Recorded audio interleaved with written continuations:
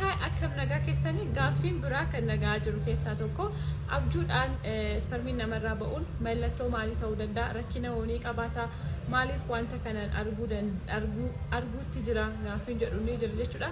Hin fayyadattanii namoota yaadan hundumaaf sheerii gochuu keessan hin dagatinaa. Koomentii jalatti gaaffiidhaaf yaada qabdan naa kaa'uu keessan hin dagatinaa. Akkuma beektan egaa kun faarmaasii keessan Liiban faarmaasiidha. Egaa wanti kun maalii wajjin wal qabata kan jedhu isinitti hima.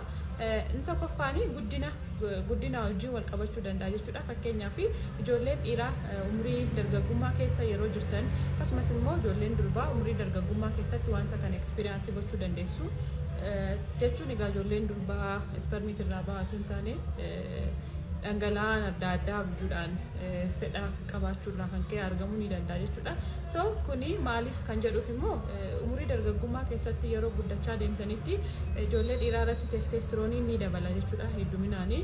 Akkasumas immoo ijoollee dubaraa irratti immoo estroojiniin baay'ee dabalaa jechuudha. So kana ta'uu danda'a sababni isaa inni kabiraan immoo guyyaa fedha walqunnamtii saalaa qabaattanii hawwa walqunnamtii saalaa qabaattanii galgala abjuudhaan waan akkasii isin mudachuu carraa guddaa ni qabaata jechuudha. Inni kabiraan haala ciisumsa keessanii fakkeenyaaf garaadhaan ciisuun ijoollee dhiiraa irratti wanta kanaaf akka moor saaxilamtan isin gochuu danda'a jechuudha. Dabalataan jenetikaalii faamilii irraati sababa testosteroonii heddumina qabaachuurraallee isinitti dhufuu danda'a jechuudha. So inni kabiraan immoo stressii dhiphina hedduu qabaachuu wajjin egaa sammuu wajjin waan wal qabates jechuudha.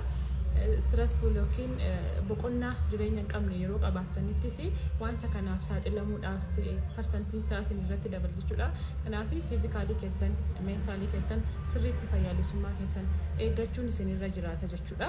Inni kabira ijoolleen dargaggummaa keessa jirtan guyyaa sa'aatii 3 isaa ol TV irratti illee dabarsuun galgala wanta kana ekspiriyaans akka gootan akka wanti kun isin mudatu isin gochuu danda'a. Kanaafiyyuu fayyaalessummaa sammuu keessanii fayyaalessummaa qaama keessanii eeggatanii wanti kun umurii dargaggummaa keessatti wanti dhufu yeroo ta'u normaalidha. Almost dargaggummaa keessa sababa hormooniidhaan isiniin jedheera dargaggummaatti hormooniin sababa baay'ee dabaluuf testosteroonii fi estroojinii sababa dabaluuf dargaggummaa irratti yeroo mudatu normaalidha. Garuu immoo gaafa adaaltii yookiin nama guddaa taatanii isin mudatu wantoota kana sammuu keessan irratti fiizikaalii meentaalii keessan fayyaalessummaa keessan eeggachuu isinirra jiraachuu danda'a jechuudha. Galatoomaa in fayyada jettanii namoota yaadan hundumaaf sheerii gochuu keessan dagatinaa. Kun Liiban faarmaasiidha. Faarmaasii keessan Allaliseedha. Faarmaasistiidha. Thank you so much.